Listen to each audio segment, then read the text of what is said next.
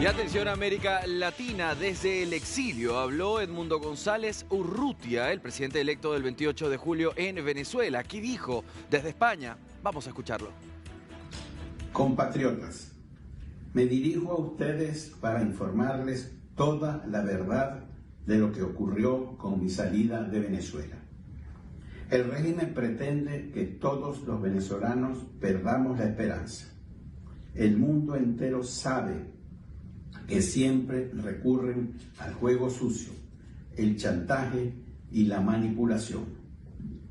Estando en la residencia del embajador de España, el presidente de la Asamblea Nacional, Jorge Rodríguez, y la vicepresidenta de la República, Delcy Rodríguez, se presentaron con un documento que tendría que refrendar para permitir mi salida del país. En otras palabras, o firmaba o me atenía a las consecuencias. Hubo horas muy tensas de coacción, chantaje y presiones. En esos momentos consideré que podía ser más útil, libre que encerrado e imposibilitado de cumplir con las tareas que me encomendó el soberano.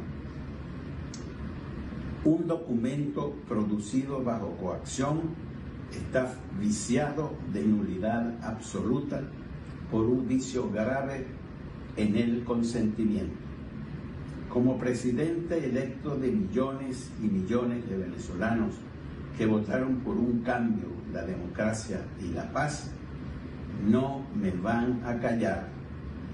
Jamás los voy a traicionar. Esto lo saben todas y cada una de las personas con las que he hablado hasta hoy. La comunidad internacional continúa incrementando su respaldo a la voluntad soberana del pueblo venezolano.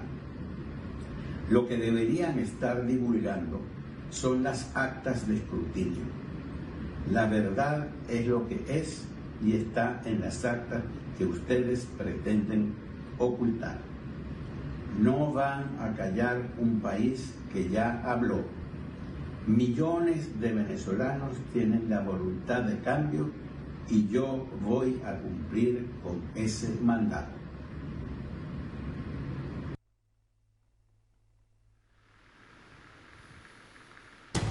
Yo voy a cumplir con ese mandato. Esto decía Edmundo González Urrutia, hablando de cómo fue su salida a Venezuela. Él también hablaba de un verbo que me llama la atención y quiero que a usted, al otro lado de esta pantalla, le quede claro. Él dice, fui coaccionado. Coaccionar es ejercer intimidación a alguien para que haga algo, en este caso firmar, ¿sí?, un documento. Y ahora, hablando de este documento, quiero que escuchemos las palabras del presidente de la Asamblea alineada, ¿sí?, al gobierno de Nicolás Maduro, Jorge Rodríguez, quien presentaba este supuesto documento firmado por Edmundo González Urrutia. Vamos a escucharlo. Aquí está la carta debidamente firmada por el señor Edmundo González Urrutia. Primero muestro su firma.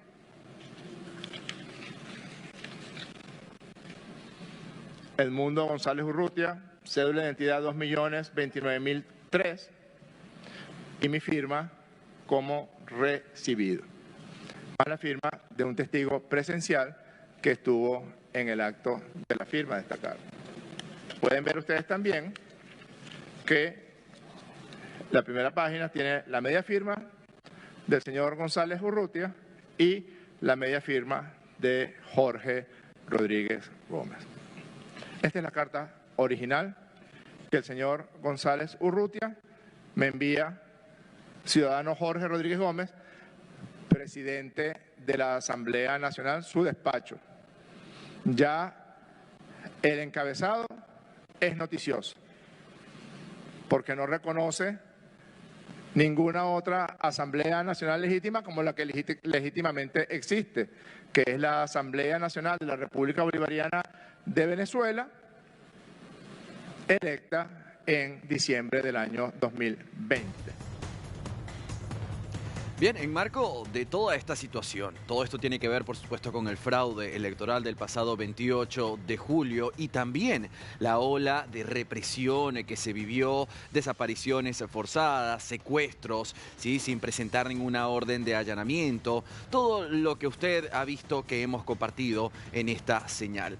Desde al lado afuera, es decir, la comunidad internacional ha puesto su granito de arena. Vamos a enfocarnos en la ONU, que ha presentado un informe sobre la situación del país caribeño. Para ello, me voy a permitir darle la bienvenida a Patricia Tapatá. Ella es investigadora de la misión de la ONU en Venezuela, participó en la presentación de este último informe y la tenemos con nosotros en la señal de News para América Latina. Señora Patricia, ¿cómo está? Gracias por su tiempo. Desde el estudio Andy Chirinos la saluda. Buenas noches, Andrés, ¿qué tal? Bueno, buenas noches, perdón, para mí es la noche. Muy bien, gracias por su tiempo. Patricia, hablemos de esta situación de Venezuela, hablemos de este nuevo informe que se ha presentado respecto a la situación de Venezuela. La misión de determinación de hechos, que es un mecanismo especial del Consejo de Derechos Humanos, informa anualmente en el mes de septiembre al Consejo, conformado por los países, 47 países, los resultados de nuestra investigación. Y lo que nosotros presentamos este año, me gustaría decirlo, resumirlo en tres cuestiones centrales. Después del 28 de julio y en el marco de la campaña electoral o sea, la culminación en el día de las elecciones y la represión que se desató a raíz de las protestas por los desacuerdos con los resultados que comunicó el gobierno, vimos tres cosas. Por un lado, una avalancha de violaciones a derechos humanos consistentes esencialmente en un gran número de detenciones arbitrarias, que incluyó la detención de adolescentes, niños y niñas, 25 muertes en el contexto de las protestas, acusaciones muy graves difundidas por parte del gobierno sobre hechos de terrorismo, conspiraciones, incitación al odio, por un lado. El segundo punto que me interesa destacar, el irrespeto total al debido proceso, es decir, a las garantías mínimas que cualquier persona que es detenida tiene derecho a ser protegido por esas garantías. Y finalmente, las conclusiones que nosotros presentamos es que ahora sí confirmamos que estamos ante un ataque generalizado y sistemático contra la población civil, lo que constituye un crimen contra la humanidad de persecución en razón de la identidad política. Estamos hablando de que las víctimas tienen un perfil de ser opositores al gobierno o percibidos como opositores, y que entonces contra ellas se desata un plan organizado donde los autores de esas violaciones a los derechos humanos conocen que sus actos van a ser parte de ese plan. Estamos hablando de una aguda crisis en materia de derechos humanos que ha sido estimulada e incitada con una abundancia de declaraciones por parte de las más altas autoridades. Patricia, le consulto en este momento con respecto a las muertes. Usted hablaba 25 muertes se registraron, pero me llama poderosamente la atención qué pasó qué ha pasado con la autoría de estas mismas muertes. Es decir, uno a través de los videos de las mismas redes sociales, todo lo que se publicó, organizaciones no gubernamentales como el Foro Penal, pues mostraron lo que eran las represiones de la Guardia, pero también se vio a estos colectivos, estas personas armadas de Venezuela que disparaban a quemarropa allí. ¿Cómo está el tema de autoría respecto a estas 25 muertes? Nosotros solo informamos sobre los casos que nosotros podemos documentar e investigar.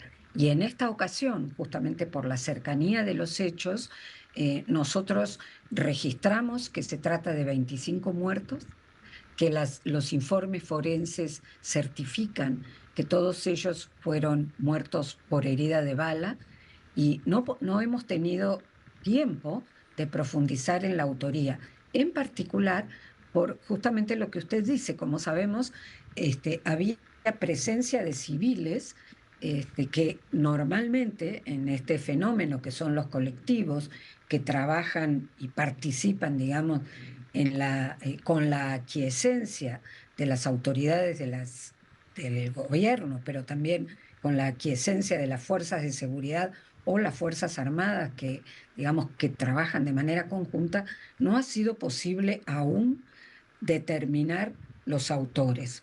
Eso solo será posible con una investigación más profunda, aunque hay que reconocer que la participación de civiles en los hechos de violencia hace muy difícil determinar exactamente las circunstancias de cada una de las muertes.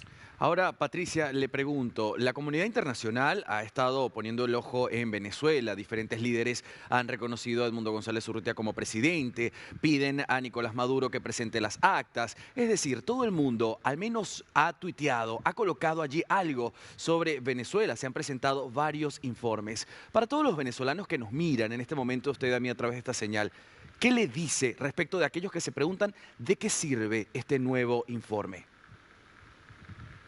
Bueno, eso es un problema. Sabemos que frente a una situación tan crítica, todas las personas tienen un derecho a decir y qué hacemos con un informe que nos describe lo que muchos de los venezolanos, por supuesto, lo conocerán porque lo están viendo, porque han participado o porque saben de algún familiar o amigo que ha padecido. Nosotros tenemos un mandato que dice que no solo narremos los hechos, sino que nosotros narramos aquello que podemos documentar, es decir, que investigamos y reunimos evidencia que sustenta los motivos razonables para creer que los hechos ocurrieron de la forma en que los describimos. Obviamente, el propósito de estos mecanismos especiales de investigación es la rendición de cuentas. O sea, se busca que los autores de estos crímenes puedan rendir cuenta en las instancias judiciales correspondientes. Si no hay aplicación de justicia a nivel local en Venezuela, existen hoy, solo voy a mencionar lo que nosotros mencionamos en el informe, dos instancias. Por un lado, la Corte Penal Internacional.